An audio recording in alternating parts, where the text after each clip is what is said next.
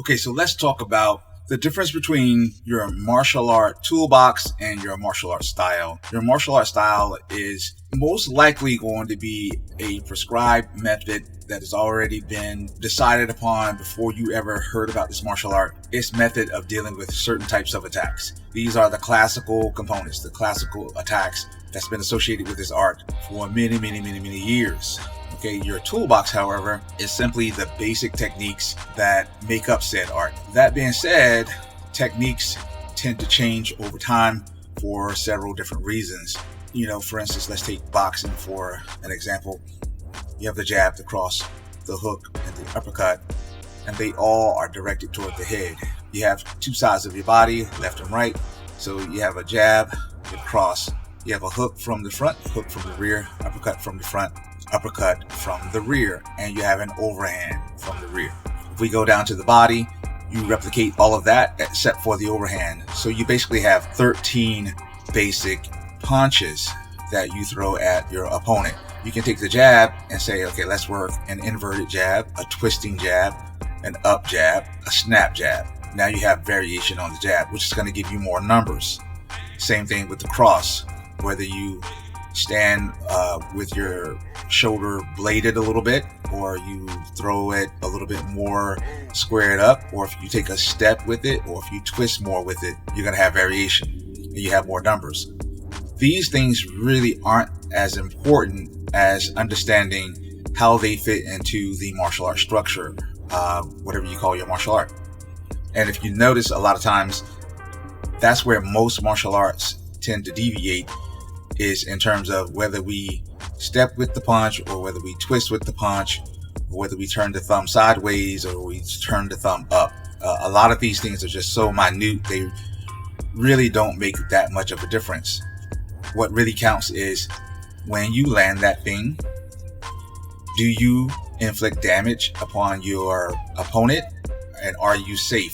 I mean, if you really get down to it, the old adage about hitting and not getting hit, we want that to be as true as possible. Now, reality says what really happens is we hit them more than they hit us. Let's keep that simple. Let's make that, plain and simple. Make it very clear. We hit them more than they hit us. The argument with most martial arts come from years and years of discussion in terms of who's right and wrong, in terms of whose toolbox is more complete, or whose toolbox has more validation, whether you throw the jab with a twist or step with it. And most people confuse that for the martial art style itself. And to give a good example, you can look at what Bruce Lee wrote in a lot of his books, and when he talked about things like your methods for defense, your methods for offense, things such as your methods for evasion. That's when we're starting to talk about more of the style, because let's take methods of evasion for a second.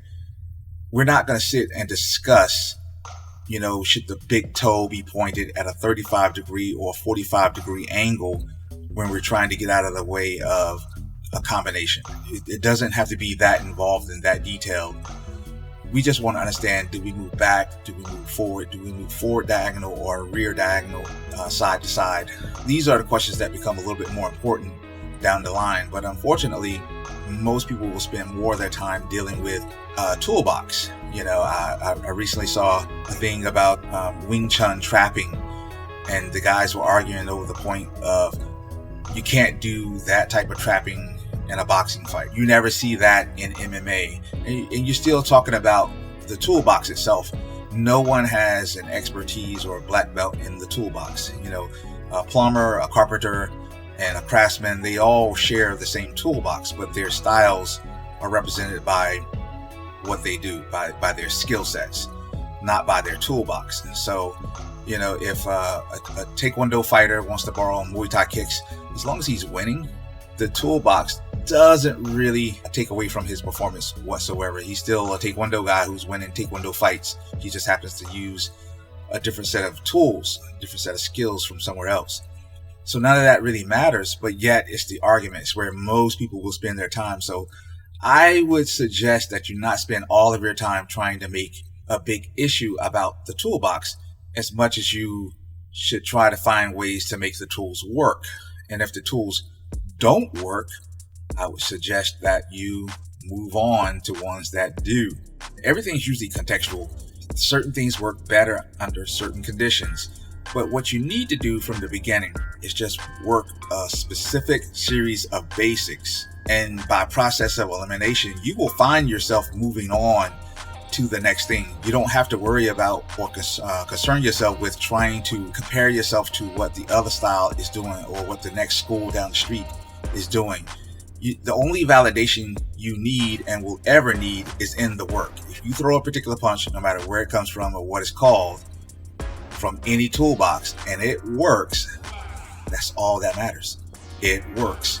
We spend too much time complaining and worrying about, do I look the part? And that's what you see a lot today, even in just the social media world. Everybody's a fake expert, and they want to look the part, but they really don't want to do the work, because the work comes with consequences. If you punch a bag enough, your hands are going to be sore, and potentially you could even injure your hands, but it's part of the process. That's part of the risk. That's part of the gamble. That's why training has to be strategized and calculated so that you continue to perform at a higher and higher level. Take out those risks. Even being able to calculate and strategize your workouts, that takes work, because that means you have to do the mental work, when to go harder, when to pull back. It's all work. I said all what I said just so that I can encourage you to get away from the arguing over whose toolbox is better. What really matters is that you have to have certain skills to learn. You have to have tools to learn in order to start performing basic functions in martial art. And those basic functions are going to be, how do I attack? How do I defend? How do I counterattack? And when we start getting into very specific situations, when an opponent crowds you, when an opponent moves away from you, when an opponent moves to the right, moves to the left, if your opponent comes back with a single shot, if your opponent fires back with combination attack, that's when you're going to start developing very specific tools for very specific situations. So for right now, the only thing you really want to do in the beginning is get your toolbox going. That's not your style yet.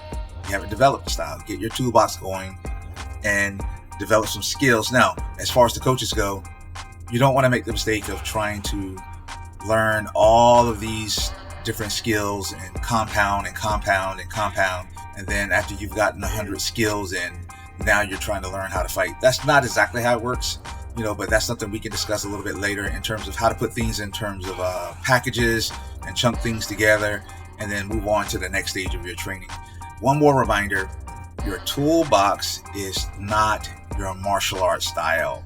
I am Coach Sess, and you've had words with a mad coach.